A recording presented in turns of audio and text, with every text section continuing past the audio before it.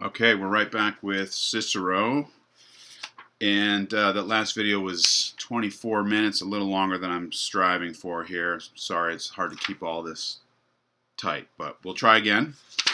Right, so the shift from Socrates to Cicero is the shift from Greek culture, 5th century BC, to Rome, and we're talking about, the first few centuries in the Common Era, after the birth of Christ. And it's important to think about the shift. There was the Roman Republic, which we might recognize as sort of democratic in the sense that citizens would give speeches and, there would be a governing body that was largely democratic, elections and so on. But then eventually over time, as I'm sure we know, it became the Roman Republic, right? And that's when rhetoric starts to kind of fade away because, as I hope we know at this point, rhetoric and democracy are interlinked in terms of their sort of requiring each other, right? So when we are no longer free to speak or to have free thoughts or to disagree or to differ or challenge or refute, rhetoric sort of loses its necessity in terms of the civic function of rhetoric, right? So we want to be thinking about the Isocratean lessons that we just learned about wisdom, virtue, and eloquence carrying over into the Roman context, but obviously there's some differences here. So once again, starting with Herrick, this is chapter 5, Rhetoric at Rome. The key thing to be thinking about with Roman society, I don't know if anyone's been to Rome ever. I just went a few summers ago with my wife, and it's such a great city. It's one of the great cities of our world that we live on. It's got so much history, and it's just so kind of like raw and bold, and you can just feel the kind of grandeur of Rome and the history. It's really remarkable. The sort of the stature of Rome. And, when you think of the Roman kind of political culture and rhetorical culture, it's one of power, grit. It's sort of sweaty. It's very much about pragmatism. In the Greek culture, there was more kind of pontificating and sitting around and philosophizing and so on. The Romans were all about like building things, right? So aqueducts, bridges, armies, right? These were wildly pragmatic culture, and rhetoric's sort of filtered in that sense. Like, it's important to know it, but it's also used as a way to kind of gain or maintain or hold power or mediate power. So the context is a little bit more intense. When I think of Rome, I think of rhetoric as being something that's wielded more politically. Nevertheless, Cicero in particular falls in that Isocratean tradition. As we go through, we'll see the themes of eloquence and wisdom and virtue are very much there. Now, Cicero is known as, I think I've said this before, but he is still known as one of the greatest speakers, right? Rhetorical performers that has ever spoken. And there's some speeches of his that survive, and, he had the gift of the gab. He had the eloquent thing. But he was also like a theorist of rhetoric. Not in the sense of Aristotle. I think of Aristotle as the original kind of key theorizer of rhetoric. What it is, what it does, how it works.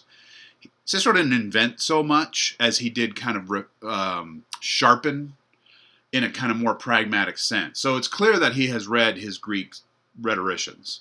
And as we'll see in De Inventione in a moment, he kind of shows that off a little bit, right? It's a piece he wrote when he was younger, and he's kind of like flexing his muscles, like, yeah, I know my Aristotle, I know my Socrates, I'm hip, I've read these guys. But what he does is he kind of adds, not so much in De Inventione, but in De Oratory, which he wrote later in his life, mature work, he had a whole lifetime of practice, practical experience at that point. And so what he does is he takes these theories and he just drills into the kind of the specifics and the details that one might want to consider based off of a lifetime of experience. So it's the granularity of the kind of the concreteness of his examples, and he takes these ideas and he really kind of works through them in great detail. And you can only have done that having lived that life, right? And so he's indebted to Aristotle, but he's doing something a little different in the sense that he's trying to make those ideas more practical, and he's talking about them from the perspective of practice. So let's see, 104, 105. 105 talks about political power. Let's see, as Roman Republic grew, incorporating diverse people, often living at great distances from Rome, shared methods of communication, studying under the discipline of rhetoric became crucial to governing and maintaining unity. So rhetoric was important in education. Don't forget that the Roman Empire covered vast swaths of even like North Africa and going up into, stretching into Asia and going up into like, Northern Europe. Like it reached all over the place, and rhetoric and education were an important part of kind of disseminating the culture, as we saw with Greek culture and Panhellenism and so on. And so even though there might not have been a lot of like civic participation with rhetoric in terms of like the lay people, because it's noted in here that political power was kind of this meritocratic system where those who were born into the right families got to kind of play in the game of politics. Everyone else more or less just kind of learned these things by imitation in their classrooms. But nevertheless, rhetoric was still important. 106, rulers and ruled. Let's see. This business of character. Yeah, there it is. Roman thinking about political power was bound up with assumptions about character. We saw this with Socrates, right? The focus here is character was this kind of thing that we're born with, right? So you're born a nobleman, or you're born a merchant, or a artisan, or something like this, and that's sort of your character. It's more or less your station, and rhetoric sort of helps bring out the character of those who are dealing with the political realm. Character was considered to be a more or less fixed quality that demands or determines a person's actions. Sorry, I just got a text. In fact, so fixed was character that it was believed to run in families, and a well-known ancestor might be invoked in a public speech to provide the speaker needed courage or wisdom. Thus, oratory and personal character were inseparable concepts to the Romans. He talks about the Senate as this deliberative, advising body. We've seen, I'm sure, movies with scenes of, the senators giving their speeches and, thundering on behalf of Rome and the glories of Rome and the lost glories of Rome or whatever. A place of great political contestation and maneuvering and intrigue and so on. And rhetoric was in there as this really kind of instrumental, power-wielding thing. Don't forget, though, that Cicero, the way that he wielded it was to sort of honor those traditions of character and virtue and eloquence and wisdom. The Republic's decline, the monarchy kicks in. This is around 1st, 2nd century after Christ.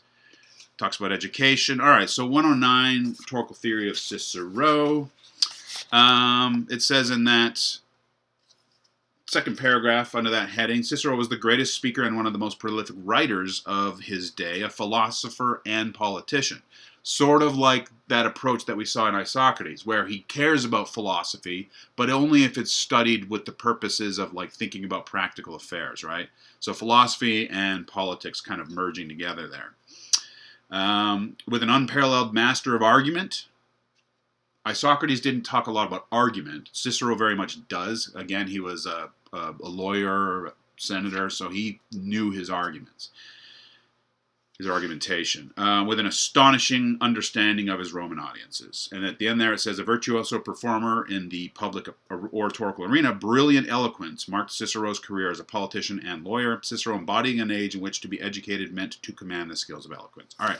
So then he moves into De Inventione. So I have a selection from De Inventione on the website, on Canvas. Talk about it briefly here. There's one thing that I want to sort of draw your attention to that Herrick also talks about, this business of stasis. We'll chat about that. But the things to kind of be aware of here, this is, as mentioned, this is something that he wrote when he was young, somewhere between 19, 20, 21, basically, I think probably as old as many of you, or maybe a little younger even.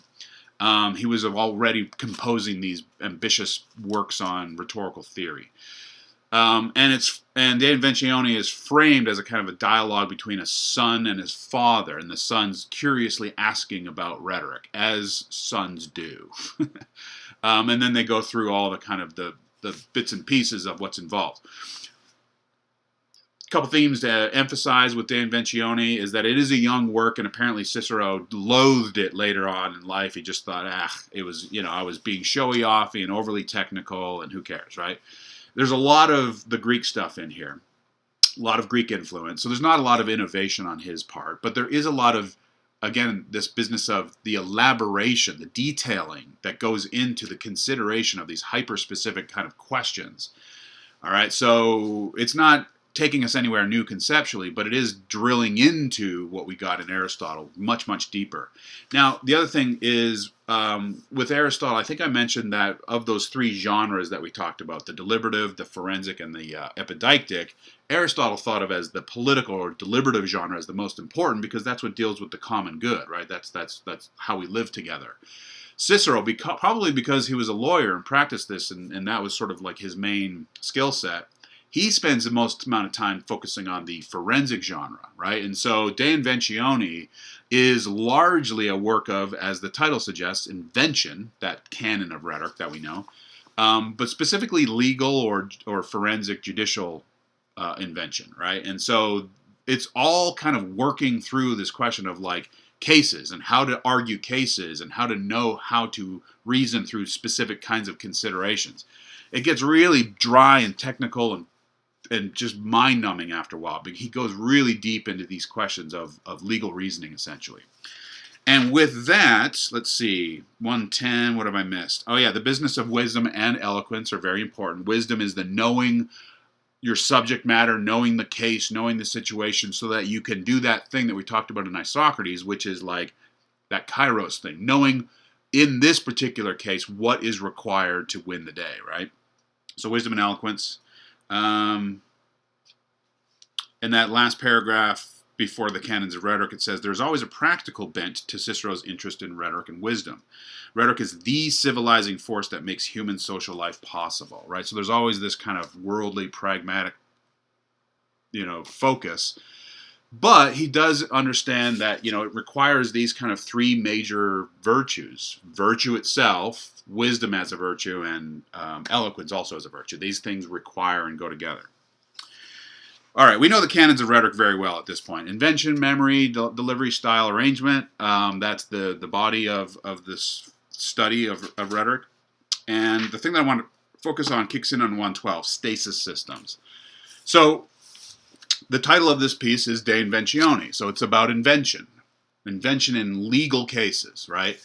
Now, in Aristotle, we got a lot of stuff on invention. We got a discussion of enthymemes. We got a discussion of doxa, which is like public opinion or opinions and how opinions are used enthymematically to reason and establish connections. And we talked about topoi, right? These sort of places that you can go that are available to help kind of guide you through, or at least are available for your usage in a given case, right?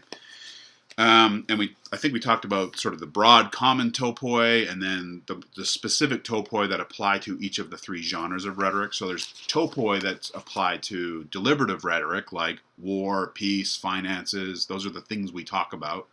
And there's all kinds of topoi related to those. There's topoi in judicial having to do with doing good or doing wrong, right? Why it is we do wrong, who does wrong, under what circumstances, on and on and on. And there's topoi that are specific to epideictic scenarios, right, having to do with praise and blame. Here, we're getting a new take on invention, right? It's again, it's not Cicero's own creation. He's getting it from Hermagoras, which I think is mentioned in here. And actually he mentions it in De Inventione, right? So Hermagoras, not Hermogenes, Hermagoras is credited with stasis theory. All right, so let's talk kind of briefly here about stasis theory, because he goes through it in some detail in De Inventione here. So what is stasis theory? It is a inventional scheme or model to help disputants in a kind of legal question identify and move through their points of disagreement and tension. So stasis means like this. We are at at odds. We are kind of like butting heads here. We are stuck. We are static. So how do we move through the stasis? How do we kind of open things up and create a sense of like momentum, right? We want to resolve this dispute. So how do we do it? Stasis theory helps with that. And it boils down to these 4 questions that we can ask. Conjectural questions, definitional questions, quality questions or questions of degree or severity, and then final is like procedure or what to do type questions, right? So if we have a situation where, sorry to be grim, but like let's say someone comes home, they went to a concert, they come home and they're coughing. I think this is a symptom. It's like flu symptoms, like for corona, right? And it's like, oh my goodness, is this what we think it is, you know? So if you see that symptom, you see your kid or your loved one coughing and sneezing or whatever, and they look like they have flu-like symptoms, the first question is like, is it? Is it the coronavirus? You know, did you contract the coronavirus? That's your first question. Is it? Does it exist? Is it a thing? That's known as the conjectural stasis question, right? So is this a thing, right? And so how you might figure that out is to sort of check, get online, take your temperature, sort of gather more information. And then you might determine that, sure enough, you have the flu. This person has the flu. So you can define it in terms of flu, right? Or I think the coronavirus is a type of a flu. So then you can get there and you can say, all right, look, you've got the flu. Now the next question is like, is this the regular flu or is this more severe? Are we talking about corona? And so maybe further questioning and further testing and further analysis and so on gets you to the point of realizing, no, it's just the regular flu, right? Whew. Okay, well that means that you just go get your Theraflu shot or whatever, or you go get your meds and you just kind of lay low for a bit. If it's determined that it is in fact the corona, that's a whole different scenario, procedurally, right? So I just kind of came up with that at the top of my head. But basically, it's like what it does is it helps resolve ambiguity, and often ambiguity is what gives rise to tension. People kind of like have their positions without sort of fully understanding, you know, where we are here. Stasis is meant to help move through all that, right? So asking what is it, asking, you know, what is, is it? That's the first thing. Does it exist? Is that body in fact dead? Right? Is that a corpse, or is that someone who just passed out? Right? So are we dealing with a death? And then what kind of death? A murder, a manslaughter, an accident, and then how severe, and then what to do? Right? So in quick fashion, that's the kind of the rundown of stasis theory. Herrick and Cicero go further to think about these other kinds of topical invention systems about attributes of person and act and so on. We'll just stop there. So just as long as we're okay with stasis theory, then that's fine for me. And we can find this in De Inventione right here. He starts off by kind of going back to what Socrates is up to in Antidosis, where he starts off talking about speech and how we used to be beasts and now we're civilized, and it's all because of eloquence, and it's this kind of rehashing of what Socrates was saying. And so we'll skip over that, although it's worth reading. It's quite compelling, I think. The bottom of the second page, he says, therefore, as that man had often appeared equal in speaking and sometimes even superior, who having neglected the study of wisdom, had labored to acquire nothing except eloquence. This is going to be like an important theme with Cicero, is like, you cannot have one without the other, right? Wisdom without eloquence is dead. Eloquence without wisdom, dangerous. They have to temper each other. They have to go together. Let's see. So it's all kind of introductory stuff for the first few pages, and then he gets into, he mentions Hermagoras on page 4, under that number 6 section there. He says, for Hermagoras indeed appears neither to attend, so he's acknowledging, you know, his indebtedness to Hermagoras and stasis theory there. So next page over, we start getting into stasis, right? So he says, bottom paragraph 8 there, section 8, every subject which contains itself in any controversy existing either in language or in disputation concerns either a question either about a fact or about a name or about a class. Therefore, that investigation out of which arises we call stating of a case. Stating of a case is the first conflict of causes arising from above us. So he's starting to get into all the kind of technical stuff about legal reasoning. But here we go. When there is a dispute as to the facts, since the blah, blah, blah, it is called conjectural. When it is a dispute as to name, because the force of the name is to be defined by words, it is then styled a definitive statement. When the thing is sought to be ascertained as to the character of the matter, it's called a general statement, and so on. So this is him getting into stasis considerations. He goes deep, far, detailed, and so on. I just want to draw your attention essentially to the language that he's using and sort of noting that he's drawing on these theories. And that's pretty much all I really want to say about De Inventione. He works through the canons. He talks about arrangement. He talks a little bit about style and delivery, but mostly this is invention, and it's legal invention, and it's drawing heavily on stasis and the other loci systems that Herrick mentions, which we don't want to get too bogged down. And I did want to mention to you, though, that what stasis theory is. It's a pretty important inventional scheme that outlasts this, and I think is even used today, frankly, in like law schools and training future lawyers and so on.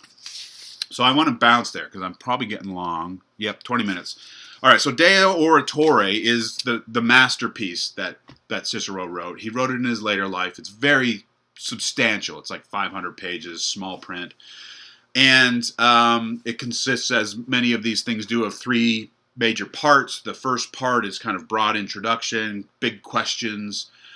These are 5 or 6 characters sitting around a table. It's like Plato's Dialogues. It's set as a kind of a fictionalized setting with these characters like Plato's Dialogues. These are actual people that Cicero is turning into characters for the purposes of this this kind of discussion about rhetoric, right? So Antonius and Crassus are the 2 main characters, and then you've got a few others. And they represent kind of the voice of broad learning and philosophy on the one hand, and then more practical experience on the other. And they play off each other, and they take turns. And what's interesting is that they're all kind of talking about rhetoric, but it's very different from Plato's Dialogues, where Plato, we saw it's like a tennis match, right? But one of the tennis players is much, much more powerful and skilled, and that's Socrates. So that's a dialectical engagement where one person is always controlling and steering. In this dialogue discussion, De Oratore, you have several characters, and they're all kind of taking turns, challenging each other, but there's no clear winner at the end, right? So that's a really interesting setup, because it sort of suggests that like multiple perspectives are needed to be thinking about what rhetoric is. So book 1's all broad questions. Book 2, he gets into the really kind of nitty-gritty stuff, the canons, and especially invention, and especially legal invention, right? And then book 3, as always, is like style and delivery and broad considerations about sort of, who is the orator, what should they do. The thing that I wanted to focus on a little bit is a section that I pulled out on wit and laughter. And, there's a lot of stuff in Cicero that's basically just Aristotle and Socrates. The one new piece is this business on wit and laughter and the rhetorical uses of laughter and wit. And again, this comes out of his experience, in front of audiences over many years, giving speeches and seeing how wit and laughter can work, watching other people, seeing how wit and laughter can work rhetorically. And so we get a section in here on wit and laughter. And so I've just kind of thrown it in here for you just to kind of give a feel for how he's going about talking about wit.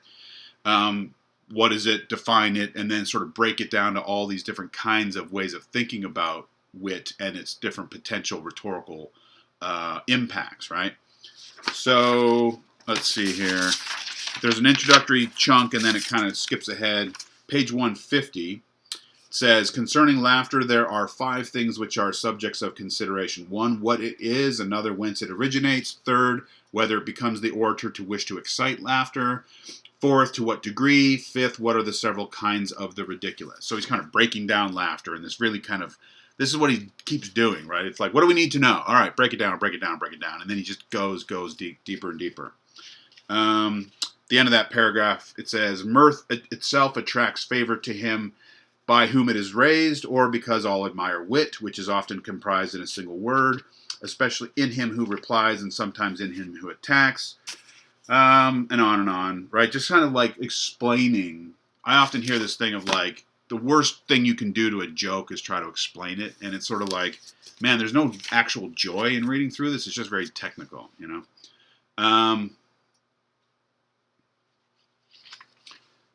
But there is some interesting kind of like takes on it. He's talking about all these different kinds of the ridiculous. He talks about, on page 154, let us now consider briefly the sorts of jests that chiefly excite laughter. So he goes through and kind of catalogs different kinds. Talks about, let this be our first division, that whatever is expressed wittily consists sometimes in a thought, sometimes in the mere language, but that men are most delighted with a joke when the laugh is raised by the thought and the language in conjunction. All right, so you have a clever idea and you say it cleverly, and yay. And I taught this in class. I asked my students, like, what are the rhetorical purposes of laughter or wit? Like, what does this accomplish? And they gave some good response about, like, well, it establishes a rapport with the audience and maybe trust and maybe a kind of bond that you might not get just through, regular course. It can push the audience to kind of think differently, and it can maybe sometimes sneak an idea into a speech that's a little bit like off color, but you can say things in ways, you can come at things indirectly, right? So there's a lot of like rhetorical functions of laughter, and he's kind of working through those possibilities. Let's see. He talks about allegories, he talks about irony, talks about narratives. Yeah. Sorry, I'm just seeing if there's anything clutch here. And sort of the general gist of this is like, all right, 169 at the top there, he says, all right, so having said all this, we can, what does he say? So jokes, however, which lie in the subject and thought are, though infinite in their varieties, reducible under very few general heads. So here's sort of like the broad categories. For it is by deceiving expectation, by satirizing the tempers, by playing humorously on our own, by comparing a thing with something else, by dissembling, by uttering apparent absurdities, and so on and so on. These are the kind of the headings under which we could put all the different types. The general rule is to not stray too far into something that's controversial, and because you can get yourself in trouble, and also not to go after like the sacred, essentially, like don't make fun of Mother Teresa or like innocent children and so on, right? But sort of keep it within those boundaries using these techniques, and you can accomplish much. And unfortunately, that's really all I can cover in terms of De Oratory for the purposes of everything else that we got going on here, right? So it's a huge volume and it's important. Covers a lot of ground. Doesn't innovate so much, except for this business on laughter, which is fresh.